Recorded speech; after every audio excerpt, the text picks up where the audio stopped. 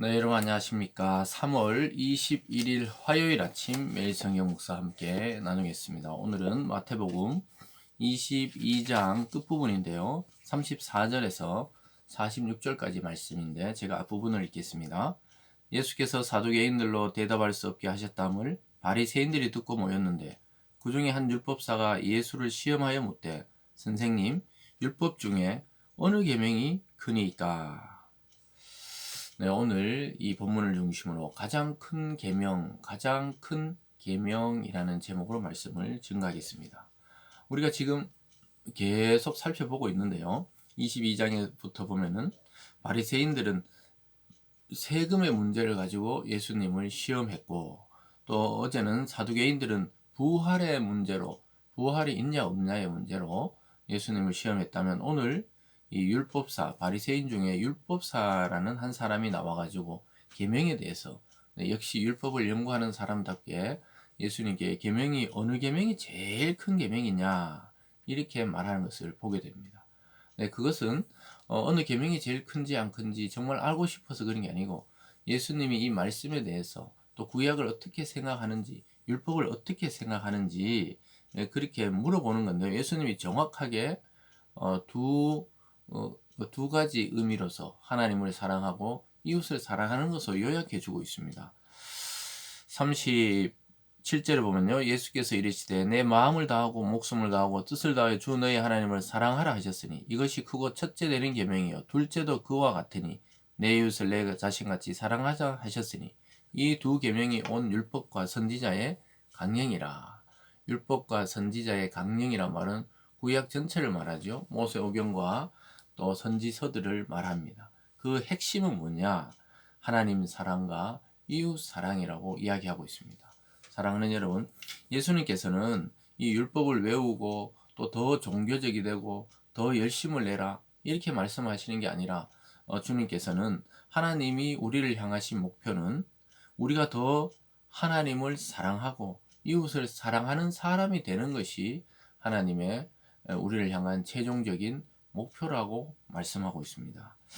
사랑하는 여러분, 이것을 통해서 우리가 깨달아야 하는 것은 오늘날 교회와 성도 또 여러분과 저 우리 자신의 최종적인 목표는 하나님을 사랑하는 것이고, 또한 그와 같이 하나님의 그 계명을 따라 이웃이라 하면 가까이는 자기 가족을 말하고요. 또 멀리는 나와 함께 일하는 자들과 타인을 말한다고 볼 수가 있겠습니다. 그래서 그것을 사랑하는 자가 되는 것이 이 모든 이 성도 또 하나님의 우리를 향하신 마지막 목표라는 것이죠. 그래서 하나님은 우리가 더욱더 종교적인 사람, 더욱더 율법을 잘 지키는 사람이 아니라 더 사랑하는 사람이 되는 것이 우리 인생을 향하신 하나님의 최종 목표란 사실, 그것을 잘 깨달으시고, 그래서 하나님이 주신 모든 그 율법과 계명의 근본 동기는 사랑이었다는 것이죠. 근데 우리가 좀 거슬러 올라가서 창세기에서 하나님이 우리를 하나님 자신의 형상으로 만들었다는 그 사실 자체가 사랑이라는 것을 알게 됩니다. 모든 만물을 다 사랑하시지만 하나님은 자기 형상을 따라 자기의 인격과 또 창조력과 그것을 모방해서 만든 우리 인간을 가장 사랑하고 있다는 거예요. 결국 그리스도의 십자가는 하나님이 우리를 향한 사랑이 얼마나 큰지를 보여주는 핵심적인 사건이었다는 사실을 기억할 필요가 있겠습니다. 사랑하는 여러분, 예수님은 계속해서 오늘 두 번째 질문을 또 하는 것을 받아치는 것을 보게 돼요. 41절에 바리새인들이 모였을 때 예수께서 그들에게 물으시되 너희는 그리스도에 대해 어떻게 생각하느냐? 누구의 자손이냐? 대답에 다윗의 자손이다. 그래서 오히려 이번에는 예수님이 그동안 계속해서 돌아가면서 바리새인과 또 사두개인과 율법사들이 돌아가면서 물으니까 예수님이 질문을 딱 던져요.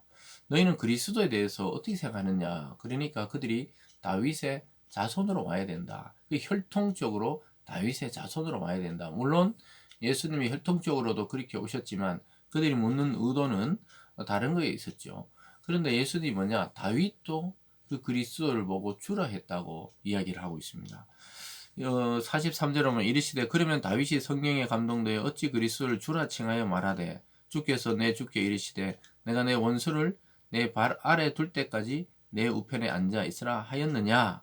다윗이 그리스도를 주라 칭하였으니 어찌 그의 자손이 되겠느냐.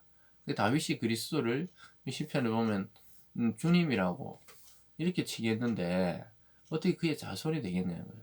물론 혈통적으로는 다윗의 왕가에서 예수님도 그렇게 나셨죠. 그러나 다윗도 그가 나타나기를 기다리고 그를 주, 참 주인이라고 이렇게 고백했다고 이야기하고 있죠. 그것을 통해서 예수님이 어떤 분이신지를 반대로 지금 가르쳐주고 있는 거예요. 그래서 그러니까 그들이 더 이상은 예수님께 묻는 자가 없어요. 왜냐하면 예수님이 그라는 것을 좀 깨닫는데 와서 이야기할 용기가 없는 거예요. 보세요. 46절에 보면요. 한마디도 능히 대답하는 자가 없고 그날부터 감히 그에게 묻는 자도 없더라. 이 침묵이라는 것은 받아들이고 수용하지 않는 태도죠. 적극적으로 예수님의 제자처럼 예수님을 따라다니는 것이 아니고 거부하는 것이죠. 그래서 참 이 수용하는 자세, 진리에 대해서 받아들이는 자세가 저와 여러분에게 꼭 필요합니다. 근데 이 무리들은 예수님의 그 권능과 권위와 그 말씀에 탐복하면서도 말하지 않는 거예요. 왜냐?